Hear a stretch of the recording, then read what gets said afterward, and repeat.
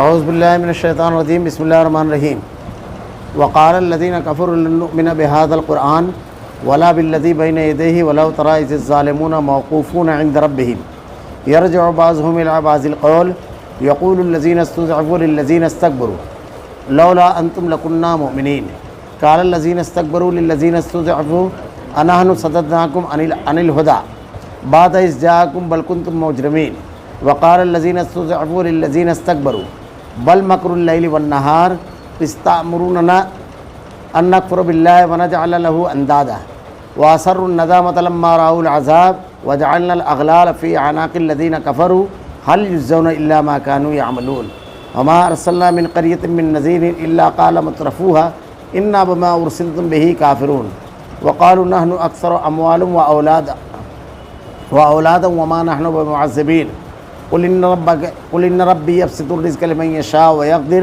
ولکن اکثر الناس لا يعلمون وما اموالکم ولا اولادکم بالتي تقربکم عندنا زلفى الا من آمن وعمل صالحا فاولئک لهم جزاء الضعف بما عملوا وهم في الغرفات آمنون والذین یسعون فی آیاتنا معاجزین اولئک فی العذاب محضرون۔ اور کافروں نے کہا ہم ہرگز نہ تو اس قرآن کو مانیں گے نہ اس سے پہلے کی کتابوں کو۔ اے دیکھنے والوں، کاش تو ان ظالموں کو اس وقت تو دیکھتا جب یہ اپنے رب کے سامنے کھڑے ہو کر ایک دوسرے کو الزام دے رہے ہوں گے۔ کمزور لوگ بڑے لوگوں سے کہیں گے کہ اگر تم نہ ہوتے تو ہم مومن ہوتے۔ یہ بڑے لوگ ان کمزوروں کو جواب دیں گے کیا تمہارے پاس ہدایت آ چکنے کے بعد ہم نے تمہیں اس سے روکا تھا؟ نہیں، بلکہ تم خود ہی مجرم تھے۔ اس کے جواب میں یہ کمزور لوگ ان متکبروں سے کہیں گے نہیں، بلکہ تمہارا دن رات مکر و فریب ہمیں اللہ کے ساتھ کفر کرنے اور اس کے شریک مقرر کرنے کا حکم دیتا، ہمارے بے ایمانی کا باعث ہوا۔ اور عذاب کو دیکھتے ہی سب کے سب دل میں پیشمان ہو رہے ہوں گے اور کافروں کی گردنوں میں ہم طوق ڈال دیں گے، انہیں صرف ان کے کیے کرائے کے اعمال کا بدلہ دیا جائے گا۔ اور ہم نے تو جس بستی میں جو بھی آگاہ کرنے والا بھیجا وہاں کے خوشحال لوگوں نے یہی کہا کہ جس چیز کے ساتھ تم بھیجے گئے ہو ہم اس کے ساتھ کفر کرنے والے ہیں، اور کہا ہم مال اور اولاد میں بہت بڑے ہوئے ہیں، یہ نہیں ہو سکتا کہ ہم عذاب دیے جائیں۔ کہہ دیجئے میرا رب جس کے لیے چاہے روزی کشادہ کرتا ہے اور تنگ بھی کر دیتا ہے، لیکن اکثر لوگ نہیں جانتے۔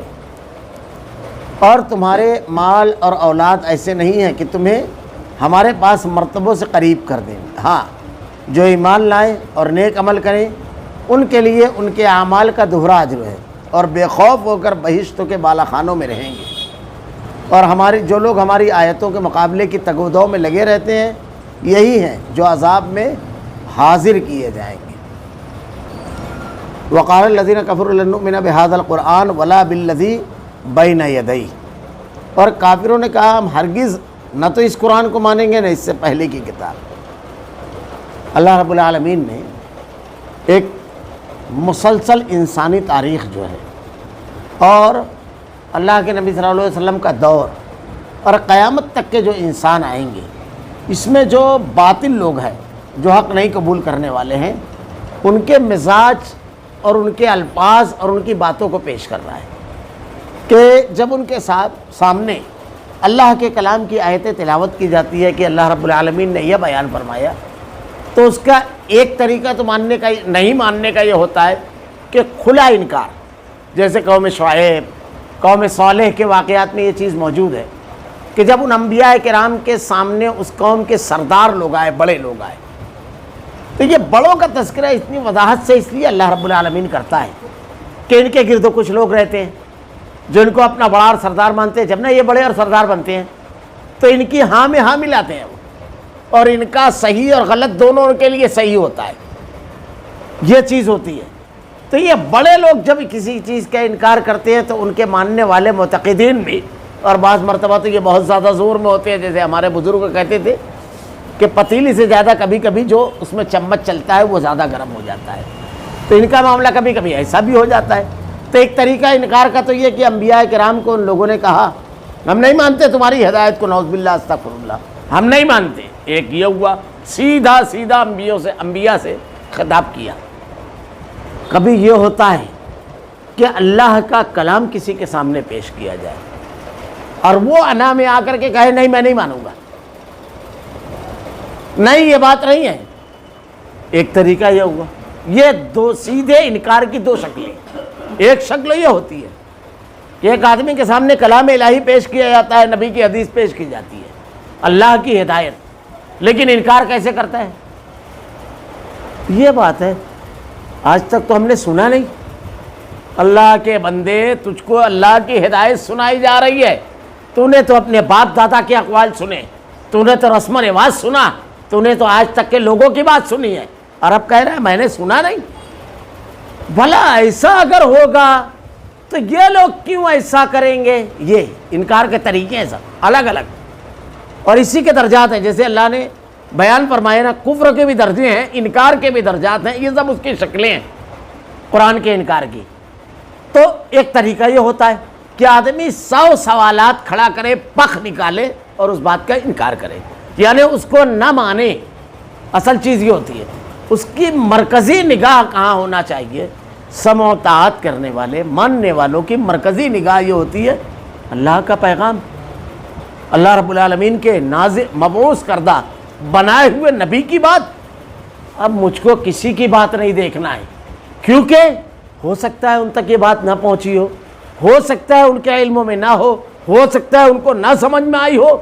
نبی کی بات, نبی کی ذات کامل, دوسروں کی باتیں دوسروں کی ذات ناقص, کیونکہ اس وقت اللہ نے نبی کو بنایا ہے.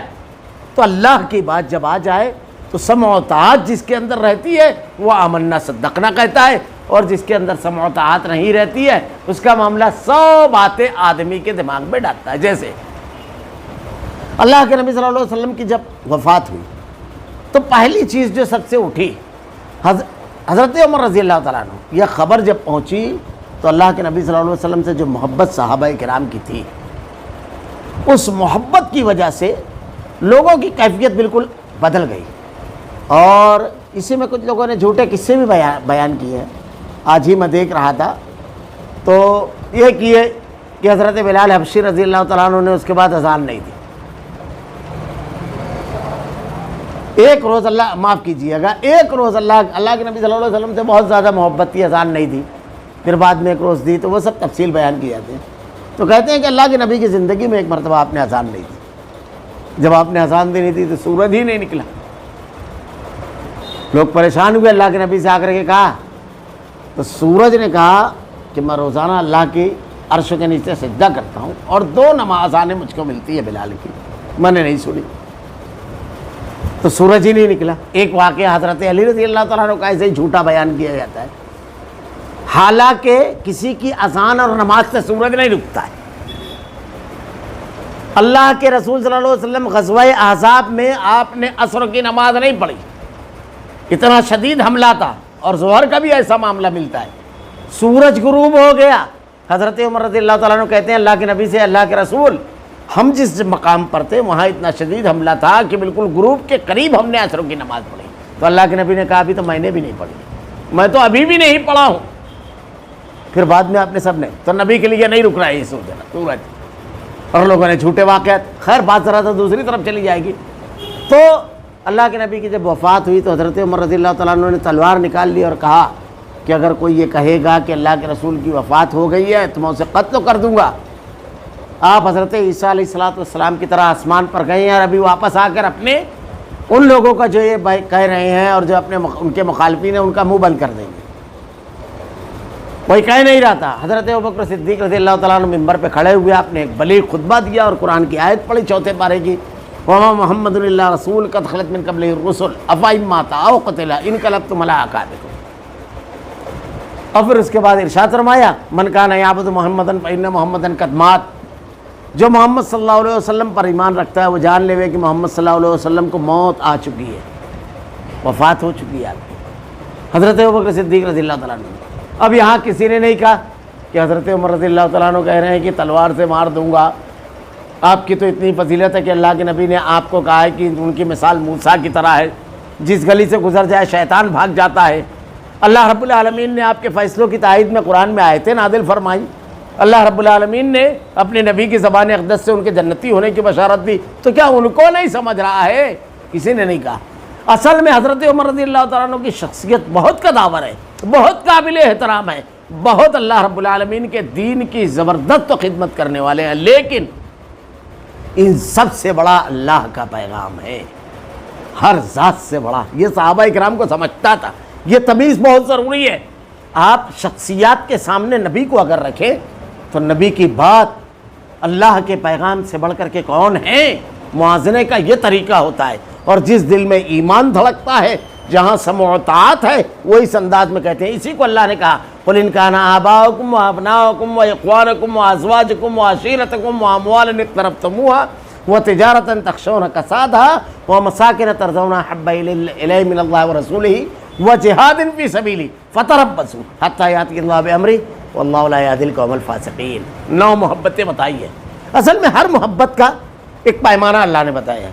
سب سے زیادہ اعلیٰ محبت اللہ کی ہے، یہاں تک کوئی نہیں پہنچ سکتا، اس مقام تک کی۔ اس کے بعد نبی کی محبت، لیکن نبی کی محبت کہاں تک؟ اللہ کے رسول صلی اللہ علیہ وسلم ایک مرتبہ گئے، کچھ لڑکیاں اشعار پڑھ رہی ہیں، ہمارے درمیان وہ نبی ہے جو کل کی باتیں بتاتا ہے۔ اللہ کے نبی نے کہا نا وہ پڑھو جو پہلے پڑھ رہے تھے، منع کر دیا۔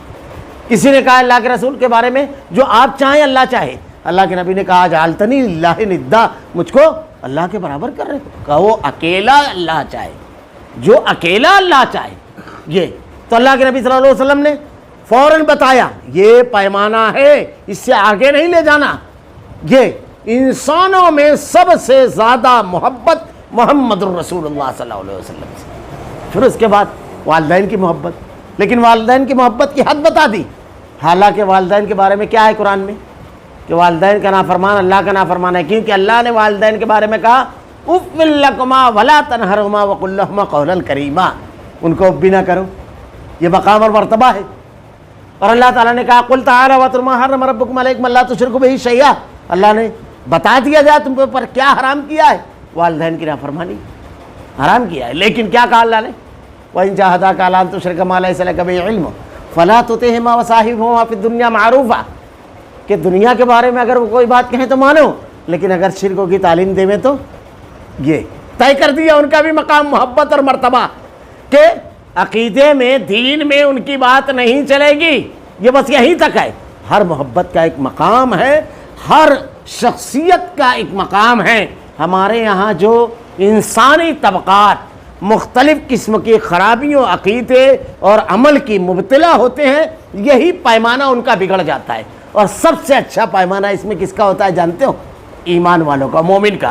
جتنا پختہ ایمان اتنا مکمل پیمانہ رہے گا، ہر شخصیت کو وہ اس کے مقام پر رکھتا ہے جہاں تک ہے۔ اللہ کے نبی سے جان سے زیادہ محبت کرنے والے صحابہ کرام تھے، لیکن اللہ کے نبی کی، اللہ کے کلام کی ایک آیت آئی، ساری محبت ایک طرف رکھ دی۔ اللہ کے رسول صلی اللہ علیہ وسلم سے کیسی محبت رکھنے والے تھے صحابہ میں اللہ کے نبی نے جو ان کی فضیلتیں بیان کی، بدر کے شرکاء، پھر عشرہ مبشرہ، بڑا مقام تھا ابو بکر عمر رضی اللہ تعالیٰ عنہ کا، لیکن نبی کی حدیث کے بعد سارا معاملہ ختم ہو جاتا تھا۔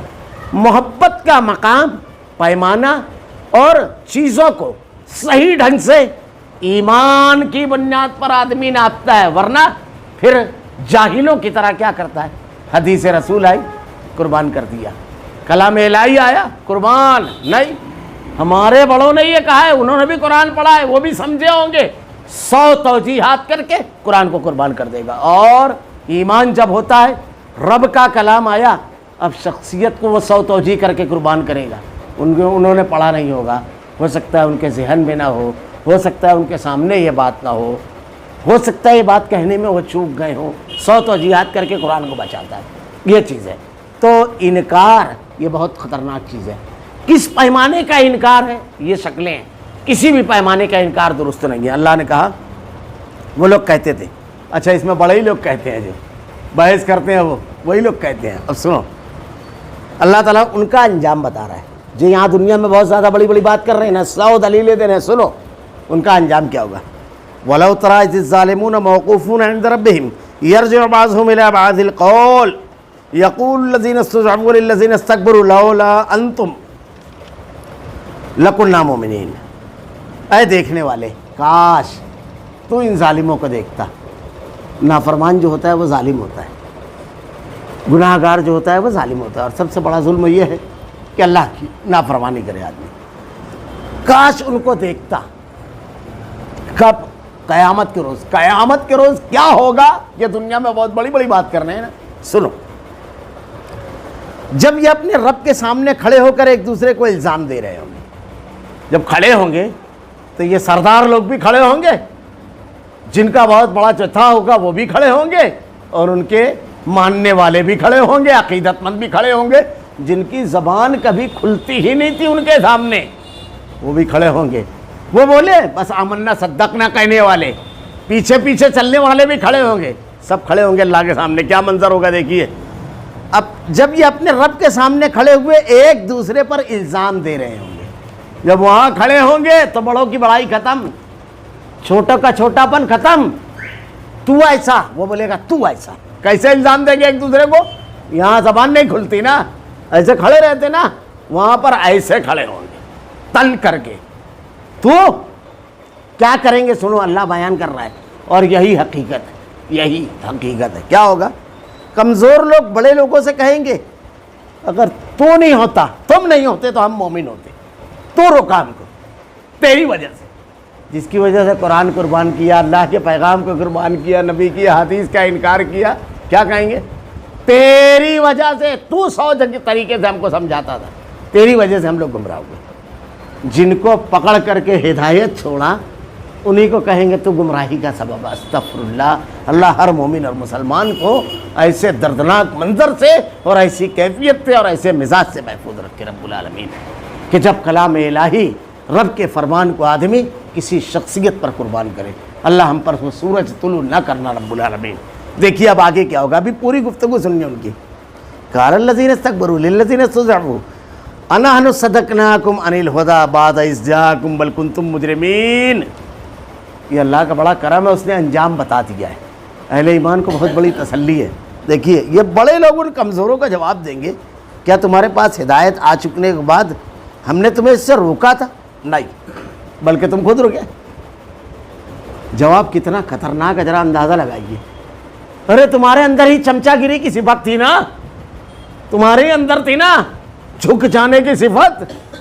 रब की हिदायत मानने की सिफत अगर होती ना तो अबू जहल की आंखों में आंखें डालकर समझिया बात करती है।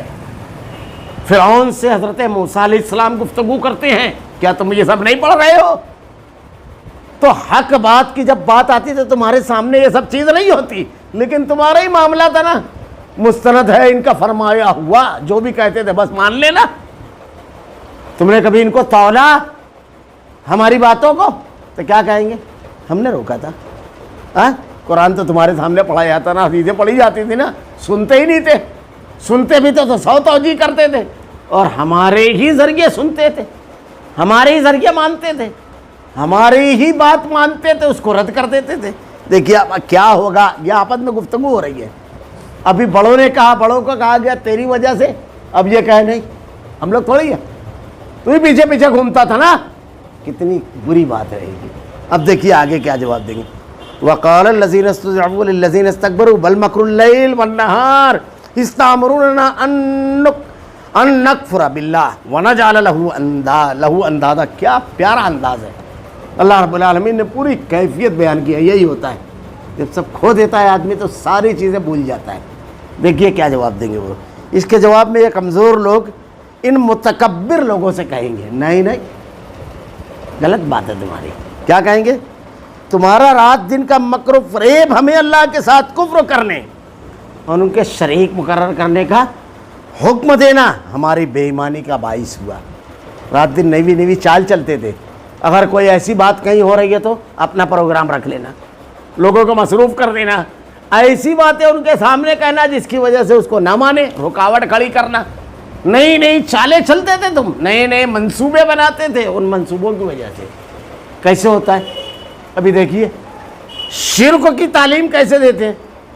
एक हज़रत की तकरीर सुन रहे थे, आजकल बहुत ज़्यादा यूट्यूब पे हज़रत की तकरीर दे रही। वो तकरीर के दौरान अस्तगफिरुल्लाह जुमला कहते हैं कि बच्चों को دیکھیے ایک شرک کو اس کو کہتے ہیں، شرک کو کس کو کہتے ہیں؟ اللہ کے ساتھ شریک کرنا، اللہ کے ساتھ کسی کو پکارنا، یہ تو ہوا شرک۔ اللہ کے علاوہ کسی کو پکارنا یہ اس سے بڑا گناہ، یعنی اللہ کو آپ نے فراموش کر دیا، استغفر اللہ اللہ کو۔ تو وہ کہتے ہیں کہ اپنے بچوں کو یہ سکھاؤ، عبد القادر جیلانی رحمۃ اللہ علیہ کے بارے میں کہتے ہیں وہ حضرت کہ جب وہ ہر وقت یہ سکھاؤ، یا اللہ نے کیا یا غوث بولنا سکھاؤ، گریں گے تو ہڈی نہیں ٹوٹے گی، استغفر اللہ ثم استغفر اللہ، بچانے والی ذات اللہ کی ہے۔ یہ تعلیمات رات دن جو دیتے ہیں لوگ، جبکہ اللہ کی تعلیم دینا چاہیے۔ اللہ کے نبی صلی اللہ علیہ وسلم نے کیا بتایا؟ ہر مصیبت سے، ہر تکلیف سے اللہ کے نبی کیا کہتے ہیں؟ صبح اٹھو تو کیا کرو؟ اگر آپ صبح اٹھو گھر سے نکلنے لگو تو بسم اللہ توکلت علی اللہ، یہ پڑھ لو، لا حول ولا قوت الا باللہ۔ دو فرشتے، دو شیطان آپس میں بات کرتے ہیں، اس نے اپنے آپ کو محفوظ کر دیا اور اس نے اپنا گھر محفوظ کر لیا۔ اللہ کے نبی کہہ رہے ہیں دعا اللہ سے مانگ کر کے نکلو، اللہ حفاظت کرے گا، ہڈی ہڈی نہیں، کچھ نہیں ٹوٹے گا، خراش بھی نہیں آئے گی۔ کیا کہا اللہ کے نبی نے؟ دعا کیا پڑھو؟ بسم اللہ الذی لا یضر مع اسمہ شیء فی الارض ولا فی السماء وهو السمیع العلیم، 3 مرتبہ پڑھ لے اگر آدمی تو 7 دن تک کے ہر مصیبت، جادو ٹونا، تمام چیزوں سے اللہ حفاظت فرمائے۔ تو اللہ کے نبی کہتے ہیں اللہ سے مانگو۔ ابراہیم علیہ السلام کہتے ہیں حسبنا اللہ ونعم الوکیل، میرے لیے میرا اللہ کافی ہے، استغفر اللہ۔ یہ حضرت کیا سکھا رہے ہیں؟ اور یہ لوگ سردار بنے ہوئے ہیں، سردار۔ تو جواب سنیے کیا کہہ رہے ہیں وہ، یہ اس کے شریک مقرر کرنے کا حکم دینا، اللہ کا شریک مقرر کرنے کا ہماری بے ایمانی کا باعث بنا۔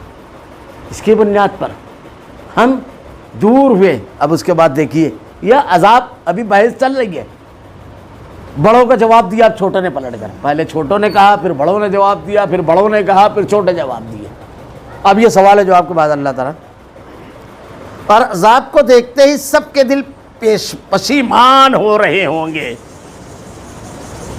اب عذاب دیکھیں گے تو دل میں شرمندہ ہوں گے کہ سوال و جواب تو کر رہے ہیں لیکن انجام میں کوئی فرق نہیں ہونے والا ہے، جو کردار ہے ہمارا انجام کا کوئی فرق نہیں، شرمندگی رہے گی، یہاں کریں گے نا، لیکن اللہ کے سامنے کیا جواب دیں گے کھڑے ہو کر؟ جب اللہ پوچھے گا تم نے میری آیتوں کو نہیں مانا، سیدھا سیدھا سوال ہوگا۔ اسی لیے اللہ نے اتنے پیارے انداز میں سمجھایا ہے کہ ام حسبتم ان تدخلوا الجنہ ولما یاتکم مثل الذین خلوا تلک امۃ قد خلت لہا ما کسبت ولکم ما کسبتم ولا تسألون عما کانوا یعملون۔ وہ گروہ اللہ کی جناب میں پہنچ گئے، ان کے بارے میں تم سے پوچھا نہیں جائے گا۔ بڑی وضاحت سے بیان فرمایا کہ کسی سے دوسرے کے بارے میں نہیں پوچھا جائے گا، ولا تزر وازرۃ وزر اخری، کوئی کسی کا بوجھ اٹھانے والا نہیں ہے۔ ہم سے قبر میں ہمارے عمل کے بارے میں سوال ہوگا، دوسروں کے نہیں۔ حتیٰ کہ ایک آدمی سے اس کے بیٹے کے بارے میں نہیں پوچھا جائے گا اگر وہ گناہ کرتا ہے، باپ اور بھائی کے بارے میں نہیں، تو نے جو کیا ہے وہ پوچھا جائے گا۔ تو آدمی کا جب یہ خیال ہے کہ مجھ سے میرے بارے میں صرف سوال ہوگا، تو دوسروں کے عقیدے اور دوسروں کے عمل اور دوسروں کی باتیں کے مطابق کیوں زندگی گزار رہا ہے بے وقوف آدمی؟ کیوں یہ حماقت اور یہ غلطی کر رہا ہے؟ تو ایک دم سمجھنے کی سامنے کی چیز ہے کہ مجھ کو اکیلا جواب جب دینا ہے تو اللہ کی بات مجھ کو ماننا ہے، ختم بات۔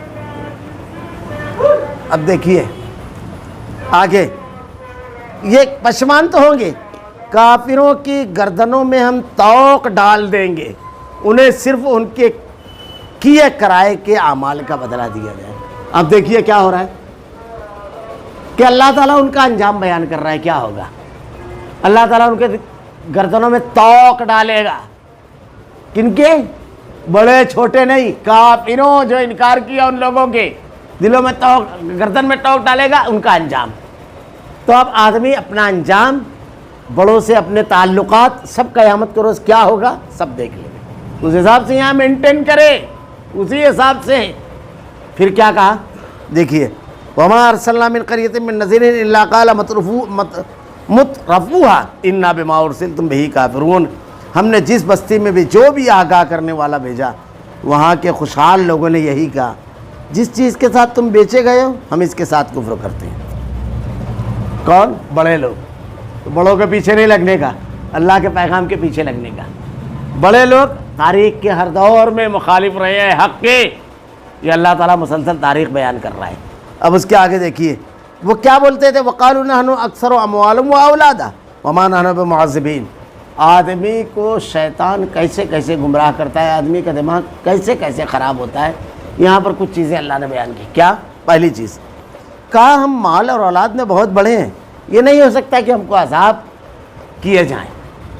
دیکھیے کیا ہوتا ہے ہمارے سماج اور معاشرے میں، ایک آدمی کو خوب عزت بھی رہتی ہے، مال بھی ہے، اولاد ایک دم فرما بردار رہتی ہے، ایک دم جتھا رہتا ہے، تو وہ کہتا ہے یہ جن کو کوئی عزت نہیں ہے سماج میں، کھانے کمانے کے ماندے ہیں، دو لوگ ان کے حمایتی نہیں ہیں، یہ چلے آئے کھڑے ہو گئے۔ اگر ہمارا معاملہ ایسا ہوتا کہ اللہ ہم سے ناراض ہوتا تو یہ سب چیزیں ہمارے پاس رہتی کیا؟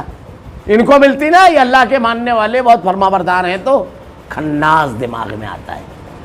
ٹوٹے پھوٹے کمزور لوگوں کے سلسلے میں یہ بات مضبوط لوگ کرتے ہیں۔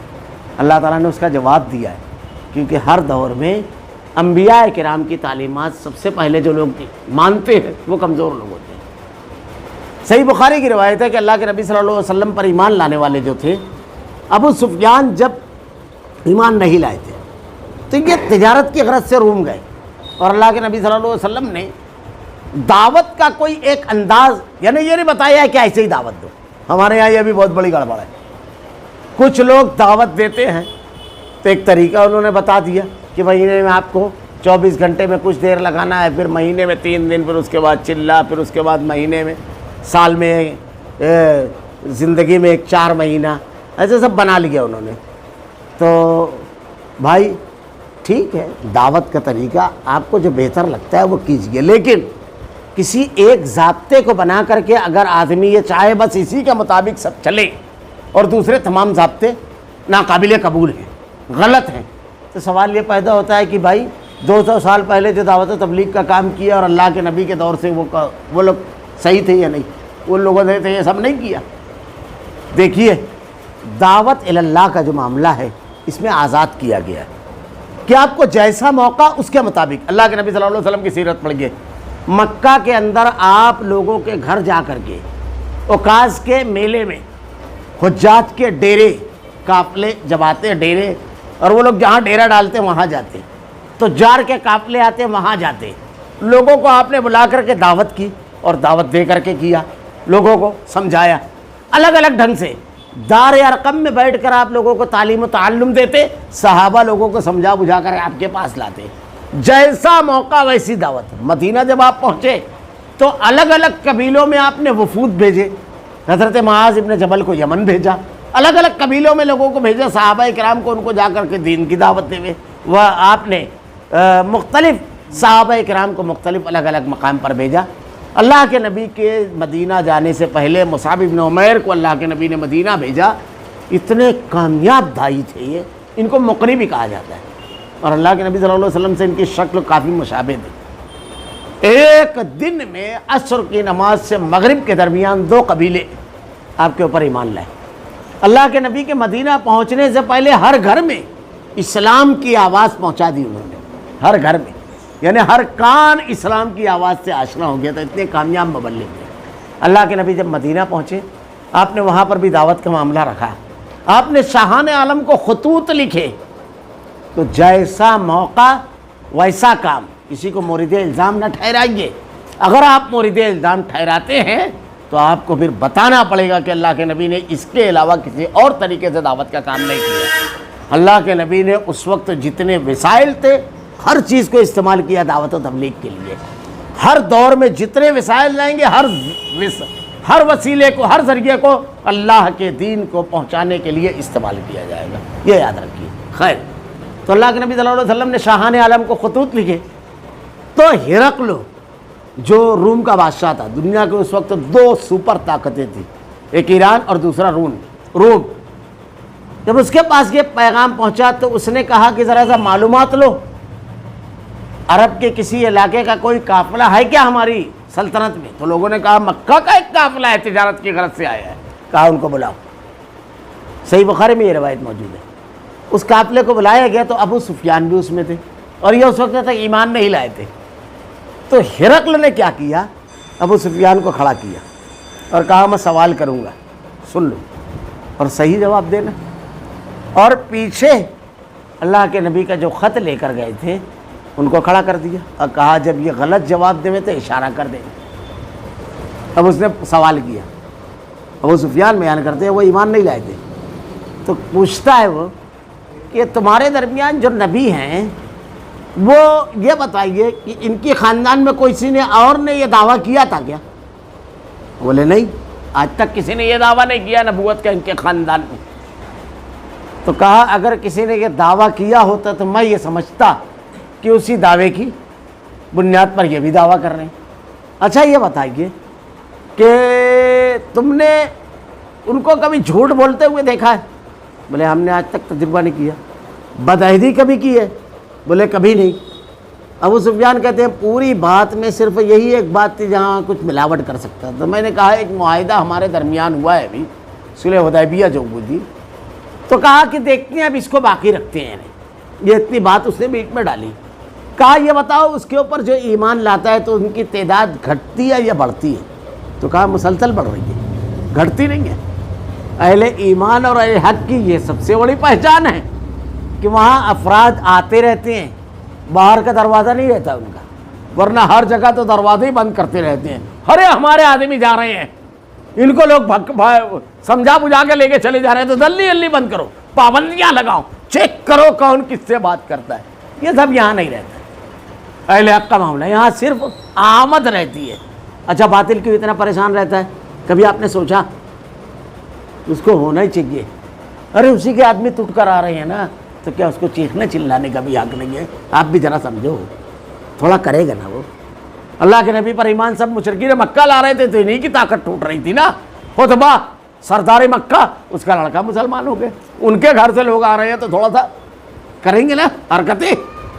اب سمجھا بجھا تو سکتے نہیں، تو وہی کریں گے جو ان کے پاس میں ہے، پروپیگنڈا، ظلم و زیادتی، رکاوٹ ڈال، کوئی ملنا نہیں، ان سے بات مت کرنا، ان کے پروگرام میں نہیں جانا۔ اللہ کے نبی سے کیا کہا؟ مکہ کے لوگوں کو کیا کہا؟ ارے ان کی بات مت سننا۔ بہت زبردست آدمی تھے، صحابی ہیں، ورقہ بن کیا بولتے ہیں، ایک طفیل بن عمرو دوسی، بہت ذہین آدمی تھے۔ کہا ان کی بات مت سننا، جب بات سنتا ہے آدمی پھر باپ کی اور بیٹے کی بھی نہیں مانتا ہے، سب سے الگ ہو جاتا ہے۔ میرا یہ عقیدہ ہے، تمہارا الگ میرا الگ، پھر کچھ مانتا نہیں ہے۔ یہ بات نہیں سننا، ان سے ملاقات مت کرنا۔ ابو لہب پیچھے پیچھے چلتا تھا، پروپیگنڈا کرتا تھا، ان کی بات مت سننا، ان کی بات مت ماننا۔ چھپ کر اسلام کی دعوت کرتے تھے لوگ۔ یہ سب چیزیں آئے گی، یہ سب ہوگا۔ تو اللہ کے نبی صلی اللہ علیہ وسلم نے ہر طریقے کو استعمال کیا۔ تو خیر ابو سفیان سے پوچھا کم ہوتے ہیں زیادہ؟ بولے نہیں، مسلسل بڑھ رہے ہیں۔ ایک سوال سنیے، ہرقل پوچھتا ہے اس پر ایمان لانے والے بڑے لوگ ہیں یا چھوٹے موٹے لوگ؟ عام طور پر اہل حق کے قریب جو ہے نا بہت چھوٹے لوگ ہوتے ہیں۔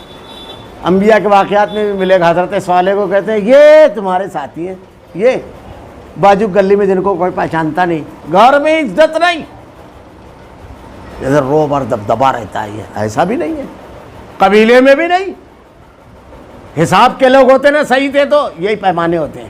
ارے وہ کیا مان رہے ہیں، تو دیکھو تم سے بہت بڑے ہیں، وہ ساری چیزوں کو قربان کر کے حق کو مان لیا، اس کے لیے بہت بڑا جگر لگتا ہے۔ چوہے کا اور چونٹی کا جگر لے کر نہیں پیدا ہوئے ہیں، یہ معمولی لوگ نہیں ہیں، تم نہیں پہچان پا رہے۔ تو یہی سب تھا نا۔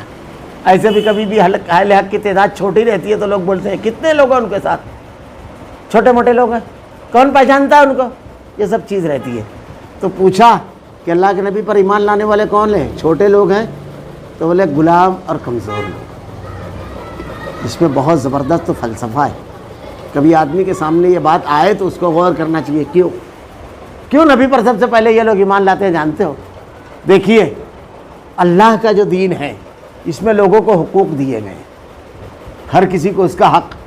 باپ کو کیسا حق دیا گیا کہ اللہ کے نبی سے ایک صحابی نے آ کر کے پوچھا میرے باپ کے بارے میں میں کیا کروں؟ کہا جنت کے دروازوں میں سے ایک دروازہ ہے، چاہے تو اس کو توڑ دے ضائع کر، چاہے اس کی حفاظت کر۔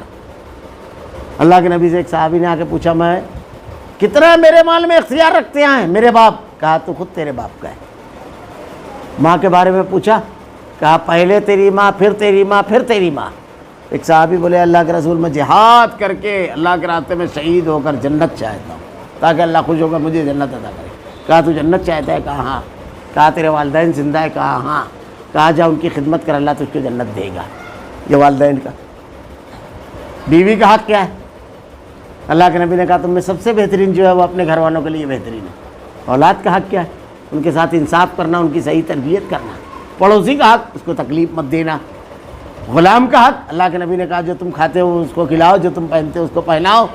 حاکم کا حق، اس کی اطاعت اور فرمانبرداری کیا جائے. غریب کا حق، اس کو زکوٰۃ اور صدقات دیے جائے.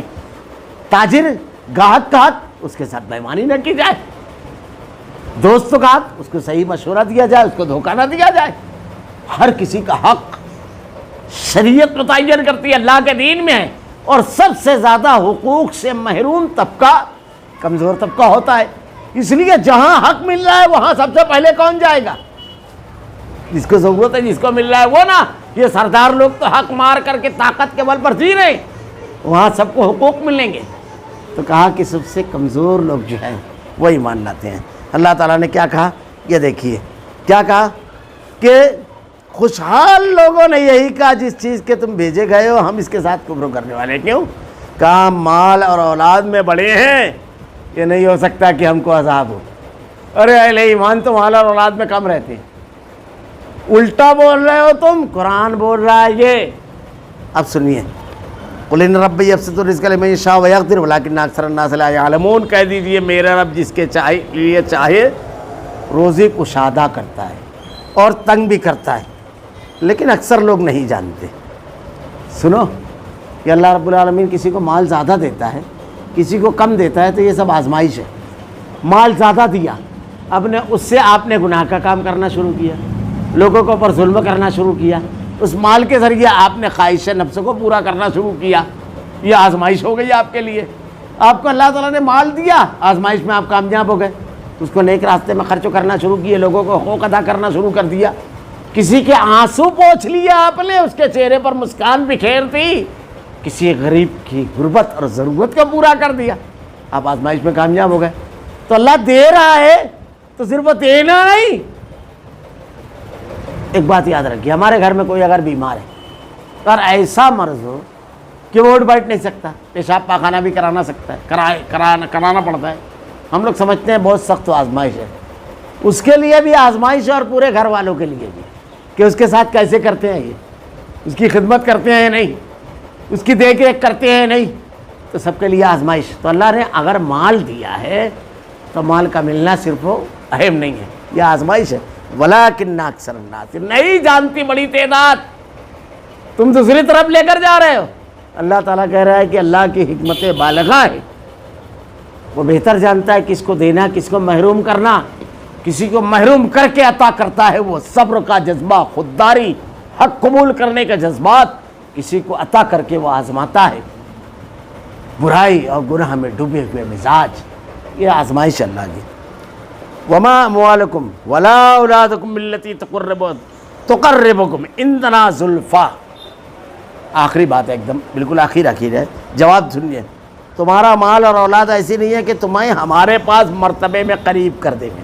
خوب پیسہ ہے تو اللہ کے یہاں عزت والا ہے، خوب اولاد ہے تو اللہ کے یہاں عزت والا ہے. اللہ کے قریب نہیں کریں گے. اللہ کے قریب کون سی چیز کرے گی؟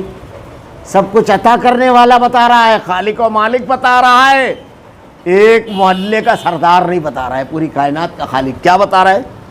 جو ایمان لائے اور نیک عمل کرے. پیمانہ کیا بتایا؟ تم مال اور اولاد، عزت، وقار، سرداری، یہ سب لے کر بیٹھے ہو. انڈیویجول اکیلے آدمی کی بات یہاں آ گئی. اب نیک کون ہے؟ اللہ کے نبی صلی اللہ علیہ وسلم سے ایک صحابی نے پوچھا. کیا پوچھا اللہ کے رسول صلی اللہ علیہ وسلم سے صحابی نے؟ اے اللہ کے رسول، اللہ کے نبی نے کہا جنت میں ایسے باغات ہوں گے، یعنی جو آگے کہا نا ان کے اعمال کا دوہرا اجر ہے اور وہ بے خوف ہو کر بریشتوں کے بالا خانوں میں ہوں گے. ڈبل اجر. نیکی جب آدمی کرتا ہے تو 10 گنا سے 700 گنا تک اللہ بڑھا دیتا ہے. تو اللہ کے نبی نے کہا جنت کے بالا خانے ایسے ہوں گے کہ اندر سے پورا باہر کا اور باہر سے پورا اندر کا دکھائی دے گا. تو ایک صحابی کھڑے ہوئے اور کہا اللہ کے رسول یہ کن کے لیے؟ اللہ کے نبی صلی اللہ علیہ وسلم نے ارشاد فرمایا وہ لوگ ایمان لانے والے جو ہوں گے، جو نرم گفتگو کرنے والے لوگوں سے، اچھی گفتگو میں سب آ گیا. غیبت نہیں کرنا، چغلی نہیں کرنا، گالی نہیں دینا، کسی کی عزت سے نہیں کھیلنا، ڈانٹنا ڈپٹنا نہیں، بلا وجہ کسی کی تذلیل نہیں کرنا، سب آ گیا اس میں۔ اچھی آدمی سنے تو اچھا لگے، اچھی گفتگو کرے، کھانا کھلائے، اللہ کے راستے میں مال کو خرچ کرے، اور رات میں اس وقت اللہ کی جناب میں کھڑا ہو کر کے نماز پڑھے جب لوگوں کی پیٹھ بستر سے لگی ہوتی ہے ان کے لیے۔ تو اللہ تعالیٰ نے کہا دیکھو جو ایمان لائے اور نیک عمل کرے ان کے عمل کا ڈبل اجر ہے، اور وہ بے خوف ہو کر بہشتوں کے بالا خانے میں ہوں گے۔ مال اولاد یہ سب کی کثرت کی وجہ سے نہیں، نیکیوں کی وجہ سے۔ والذین یسعون فی آیاتنا معاجزین اولئک فی العذاب محضرون۔ اب ایک مرتبہ پھر نیکیوں کا انعام، بروں کا انجام، یہ سب بتا کر ایک مرتبہ پھر برے بہت زیادہ بولتے ہیں، اس لیے اسی کو پھر ایک مرتبہ کہا گیا جو لوگ ہماری آیتوں کے مقابل کی تگ و دو میں لگے رہتے ہیں۔ مقابلے کی بولے تو اس کو رد کرنا، اس کو لوگ نہ مانیں، اس کو لوگوں میں عام نہ ہونے دیں، اس کی جو کوشش کرتے رہتے ہیں، یہی ہیں جو عذاب میں حاضر کیے جائیں گے۔ اللہ نے ان کا انجام بتا دیا۔ اللہ رب العالمین سے دعا ہے کہ رب العالمین جن اعمال کا تو صلہ دینے والا ہے رب العالمین، جن کے بنیاد پر انعام والی جنت دینے والے ہیں، بالا خانے کا وعدہ کیا ہے، رب العالمین وہ اعمال کرنے کی توفیق دے۔ اللہ تیری نازل کردہ ہدایت کو تمام شخصیات، تمام کے تمام بڑوں کی بڑائی کے سامنے قربان کرنے والا بنا رب العالمین۔ تیری ہدایت کو قبول کرنے اور تمام بڑی شخصیات کو قربان کرنے والا تیری ہدایت کے مقابل بنا رب العالمین۔ الہ العالمین کبھی ایسا نہ ہو کہ تیری بات ہمارے سامنے پیش کی جائے، ہم اور اس کے ماننے میں، سب و طاعت میں ذرا سا بھی دل میں جھجک کو رب العالمین ماننے والا ذہن و دماغ دے، عمل کرنے والا مزاج دے رب العالمین۔ الہ العالمین ہمارا خاتمہ ایمان پر فرما۔